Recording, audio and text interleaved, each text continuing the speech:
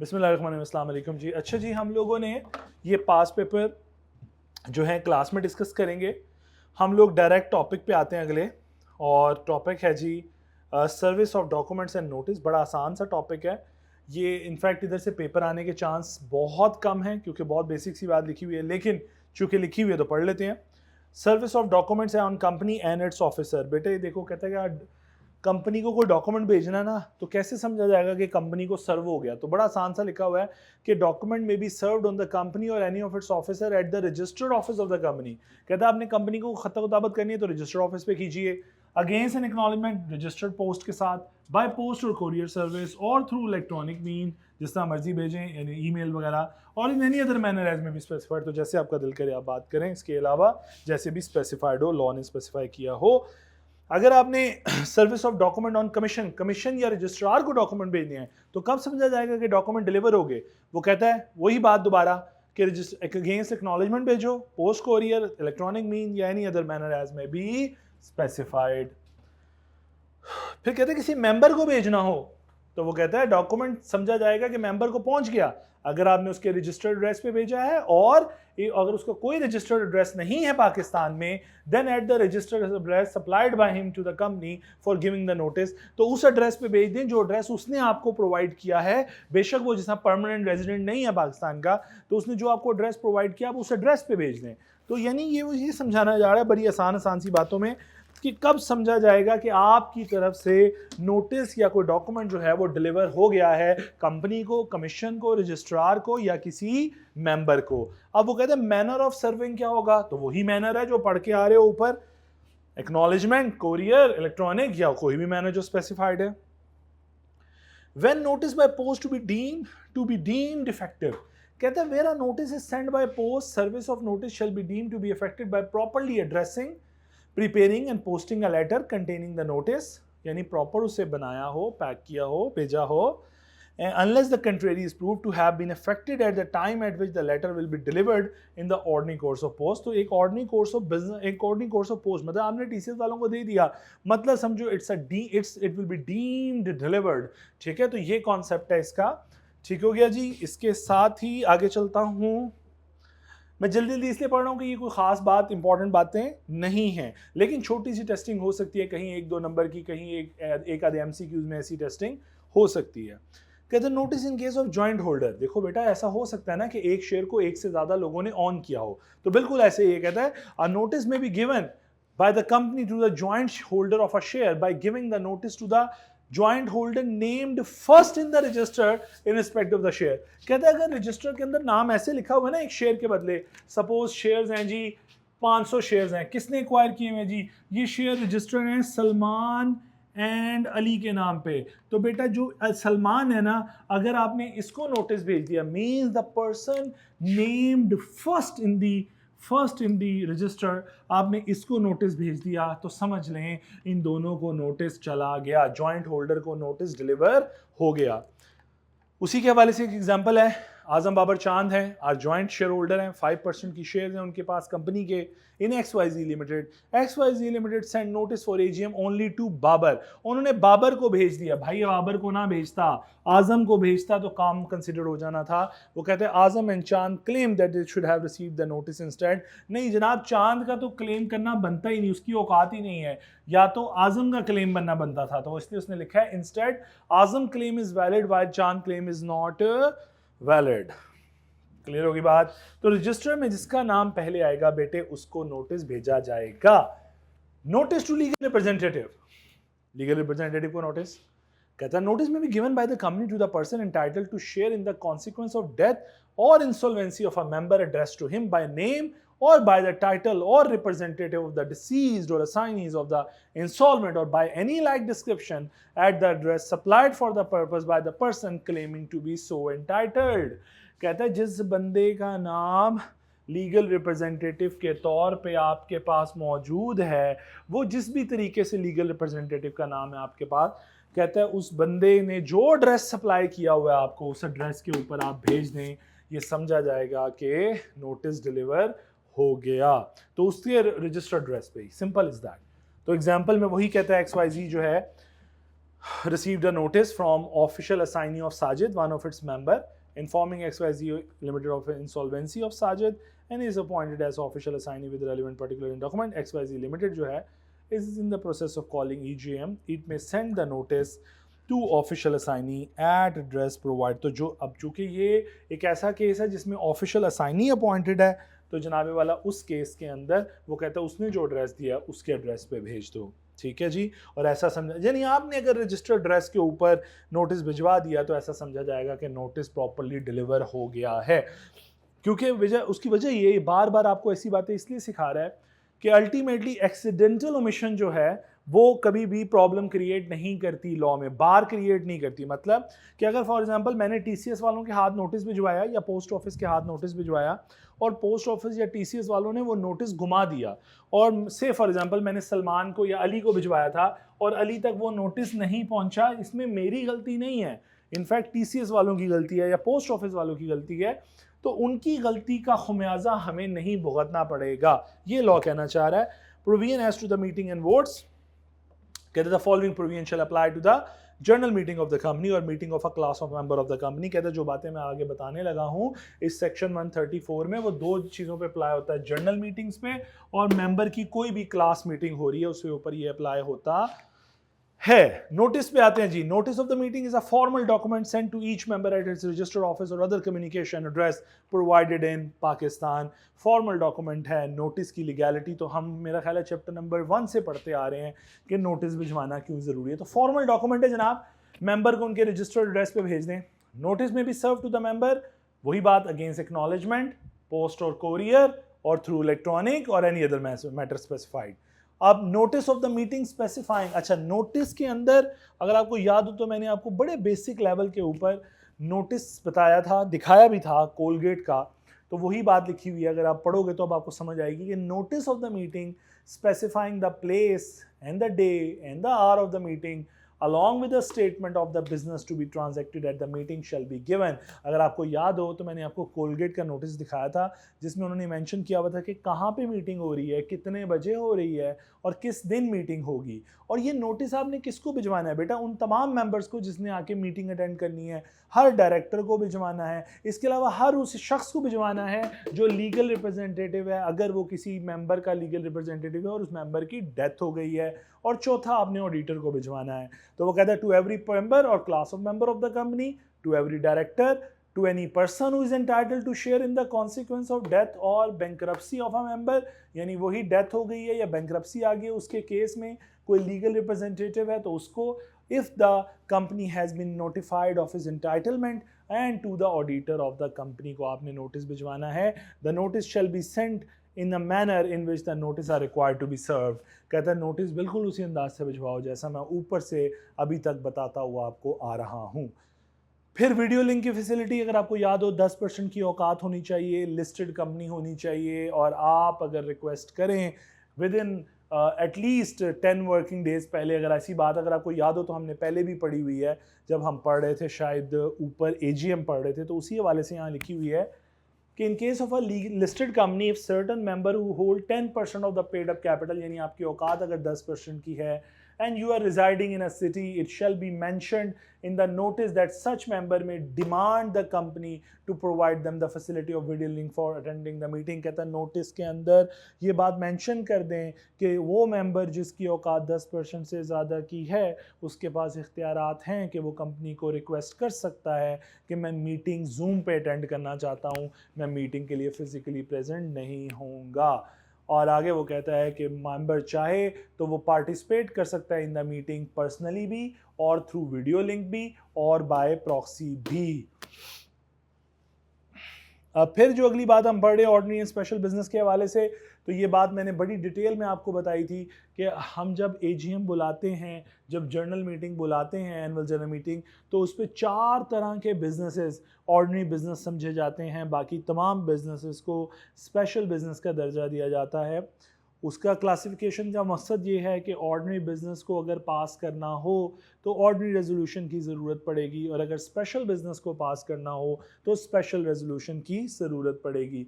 हाँ, कुछ special business ऐसे होते हैं जो ऑर्डिनरी रेजोल्यूशन से भी पास हो जाते हैं। ये बातें मैं ऑलरेडी आप लोगों के साथ बहुत डिटेल में डिस्कस कर चुका हूँ फिजिकल क्लास में, इसलिए मैं ऐसे इसलिए जल्दी जल्दी बोल रहा हूँ। द कंसिडरेशन कहते हैं जी, in the case of annual general meeting all the businesses to be transacted shall be deemed special unless, कहते हैं तमाम बिजनेसेस को स्पेशल समझा जाएगा और इनको पास करने के लिए स्पेशल रेजोल्यूशन आएगी, अदर देन नंबर 1 कि consideration of financial statement and the report of the board and auditor. Financial statement की कंसिडरेशन, जिसे हम अडॉप्शन ऑफ फाइनेंशियल स्टेटमेंट भी बोलते हैं, उसकी कंसिडरेशन, वो जो अगर बिजनेस है वो ऑर्डिनरी बिजनेस है। नंबर 2 डिविडेंड डिक्लेयर करना। लेकिन अब आपको ये भी ख्याल होना चाहिए, हमने चैप्टर नंबर 9 पढ़ा था कि डिविडेंड में फाइनल डिविडेंड जो है उसकी अप्रूवल मेंबर देता है, तो ये फाइनल डिविडेंड की बात कर रहा है कि declaration of dividend. And number 3 is election and appointment of director in place of those retiring, जो जा रहे हैं उनकी जगह न्यू अपॉइंटमेंट। तो आपको इलेक्शन ऑफ डायरेक्टर का चैप्टर अगर याद हो, चैप्टर नंबर 4, चैप्टर नंबर 3, तो हमने वहाँ पे इलेक्शन ऑफ डायरेक्टर को डिटेल में पढ़ा था। तो वो अपॉइंटमेंट भी करना भी, इलेक्शन करवाना भी ऑर्डिनरी बिजनेस का हिस्सा समझा जाता है। और आखिर में ऑडिटर अपॉइंट करना और उसकी सैलरी तय, उसकी रिम्यूनरेशन तय करना, ये भी ऑर्डिनरी बिजनेस समझा जाता है। इसका मतलब ये 4 बिजनेसेस वो हैं जो ऑर्डिनरी बिजनेस हैं और जिनको अगर पास करना हो तो स्पेशल ऑर्डिनरी रेजोल्यूशन की ज़रूरत है। Means the simple majority of the member can approve these 4 matters. Other than that सारे स्पेशल बिजनेस हैं और उनके लिए मेंबर की अप्रूवल जो है वो 3/4 of the majority of the member would be required. आगे वो कहते हैं statement of material facts for the special business. अगर आपको याद हो, ये भी चैप्टर नंबर 2 में ही डिस्कस किया था हमने, बल्कि 1 में किया था, कि जब कभी आप स्पेशल रेजोल्यूशन अटैच कर रहे होते हो या जब आप कभी स्पेशल बिजनेस कंडक्ट करने जा रहे होते हो जिसके लिए स्पेशल रेजोल्यूशन चाहिए, 3/4 of the majority of the member चाहिए, और आज हम नोटिस की स्टेज पे खड़े हैं कि हमने नोटिस भेजना है मेंबर को, और नोटिस के अंदर हमने ये बताना है कि हम कौन कौन सा स्पेशल बिजनेस कंडक्ट करने जा रहे हैं। तो लॉ ये कहता है कि फिर उसके अंदर क्लैरिफाई करो, मटीरियल स्टेटमेंट अटैच कर दो, मटीरियल फैक्ट्स अटैच कर दो कि इस किस किस्म का बिजनेस कंडक्ट होने जा रहा है और उसके आफ्टर इफेक्ट्स क्या आने वाले हैं कंपनी के ऊपर। A statement setting out the material facts concerning special business shall be attached or annexed to the notice of the meeting. इसका मतलब मीटिंग का नोटिस जाएगा तो साथ में स्पेशल बिजनेस की डिटेल अटैच हो जाएगी। In particular the nature and extent of the interest of every director whether directly or indirectly shall be stated. Clearly state करना पड़ेगा किसका डायरेक्ट है, किसका इंडायरेक्ट इंटरेस्ट है। Where any item of the business requires an approval to any document by the meeting, the time when and the place where the document may be inspected shall be specified in the statement.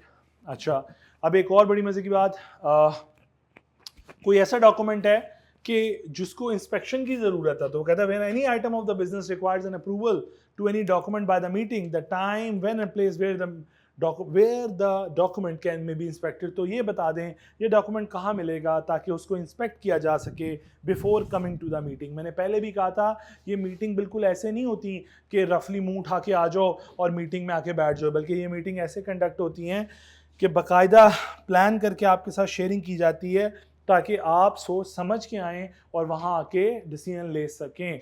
सिर्फ समझाने वाली बात यहाँ पे ये थी कि special business को ज़रा बढ़ा चढ़ा के नोटिस के अंदर एक्सप्रेस किया जाता है ताकि जो मेंबर आ रहा है वो सोच समझ के आए, फैसला करके आए कि किस किस्म का डिसीजन लेने जा रहे हैं।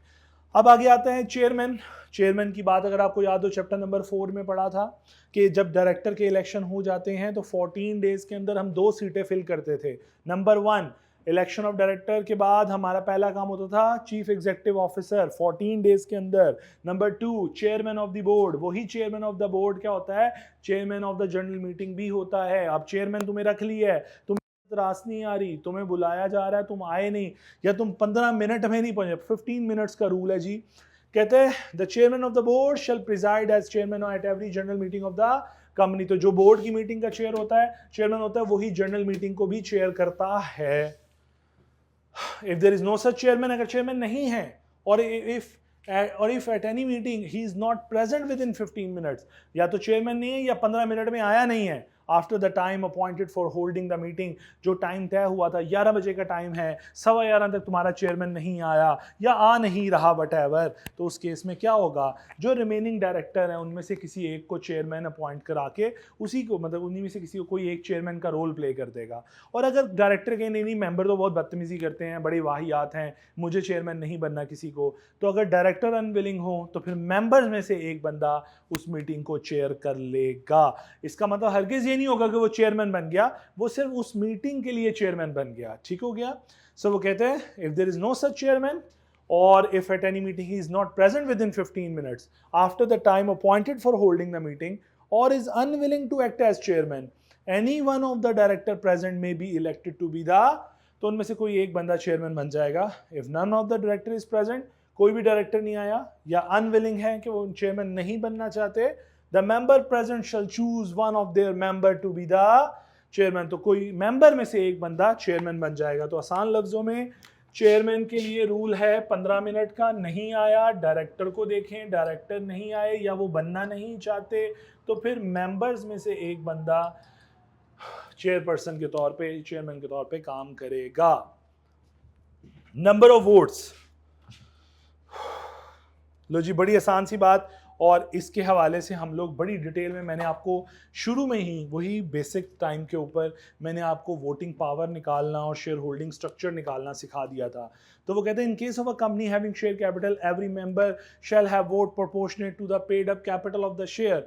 और बस यहाँ पे रुकता हूँ। देखो अगर आपको याद हो तो मैंने आपको बचपन में ही जब छोटे थे आप तो सिखा दिया कि जितना भी शेयर कैपिटल आपका, रिस्पेक्टिव शेयर कैपिटल, उसको डिवाइड कर दो टोटल शेयर कैपिटल से, तो आपको आपकी वोटिंग पावर का फॉर्मूला मिल जाता है। तो बेटा ये तो मैं आपको सिखाया हुआ है ऑलरेडी, और अगर वोटिंग पावर का परसेंटेज आपको आता है तो यही तो मतलब है proportionate to the total share capital, उसी को तो वोटिंग पावर बोलते हैं।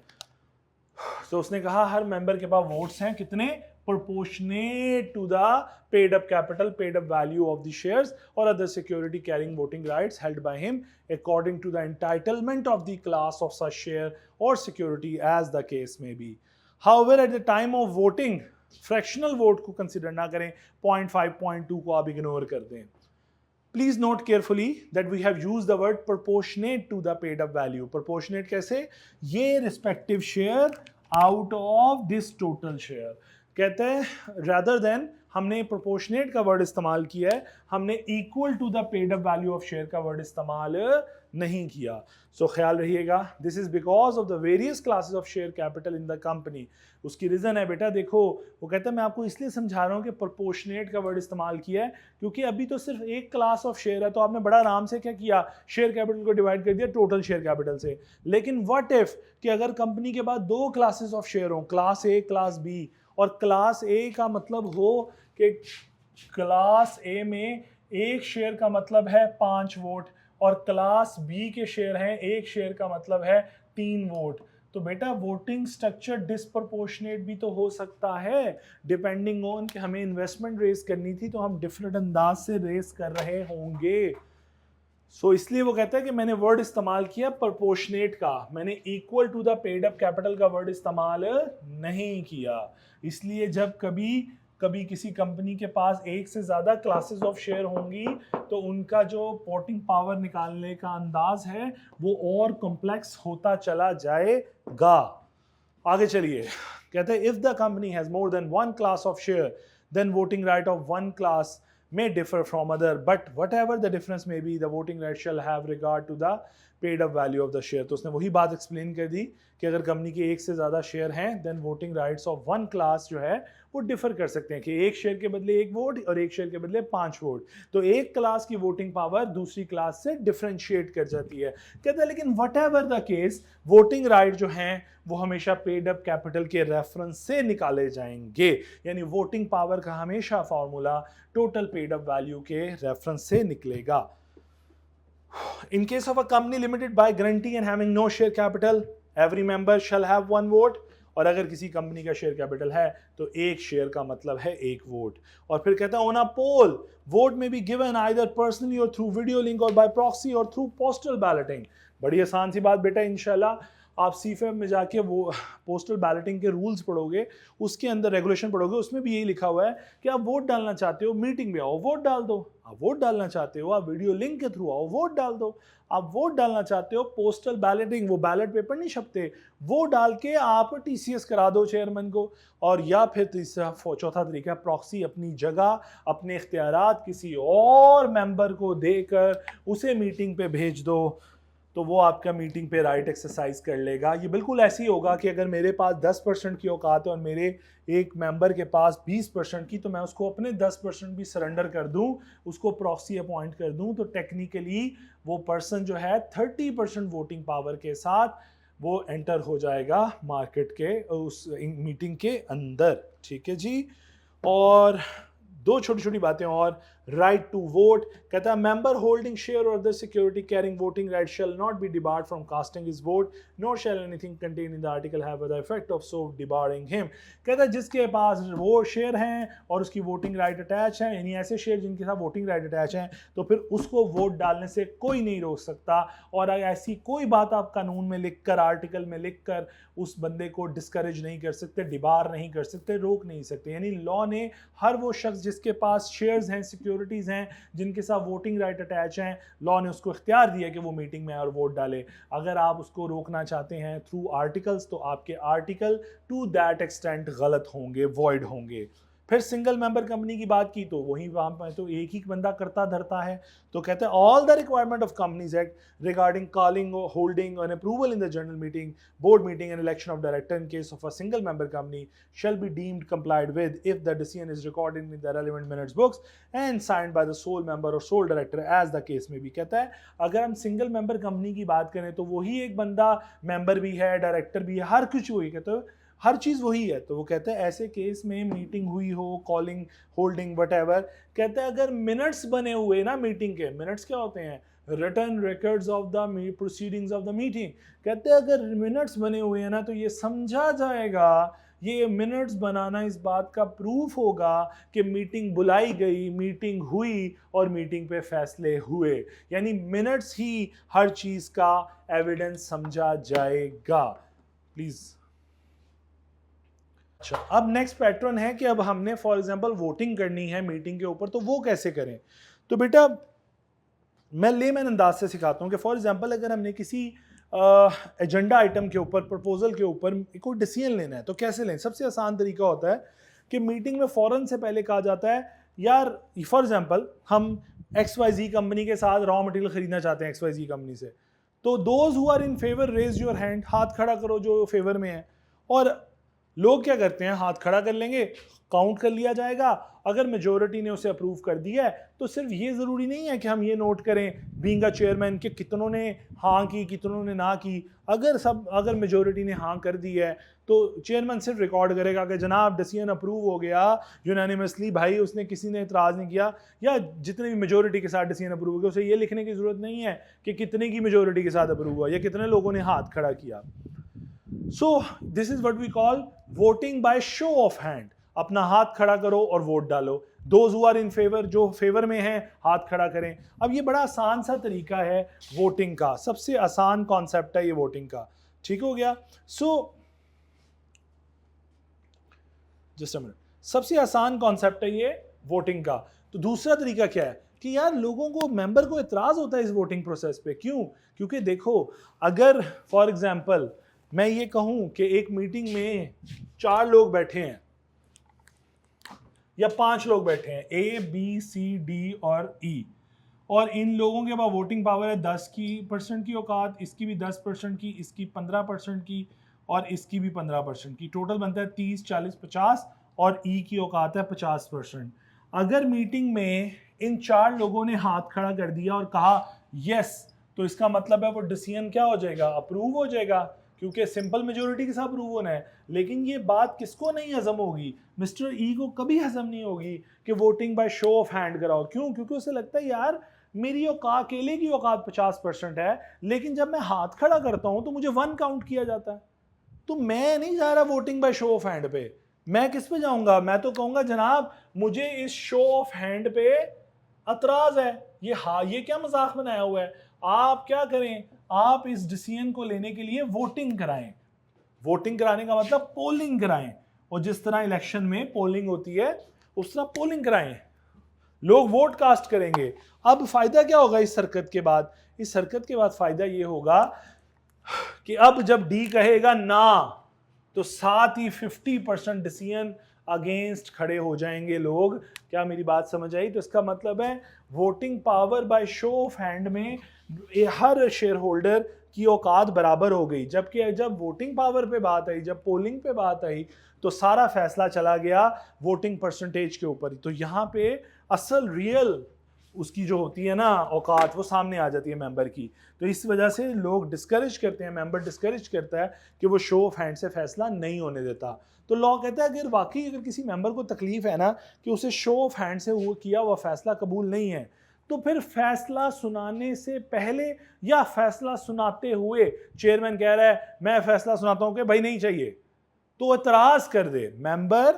मैं फिर बोल रहा हूं, जिस मेंबर को शो ऑफ हैंड पे एतराज है वो उस चेयरमैन का फैसला सुनाने से पहले या फैसला सुनाते हुए, ऑन और before the date, before the declaration of result है, तो फैसला सुनाने से पहले या फैसला सुनाते हुए रिजेक्शन दे दे कि नहीं भाई वोटिंग कबूल नहीं है, सॉरी शो ऑफ हैंड कबूल नहीं है, वोटिंग पे जाया जाए।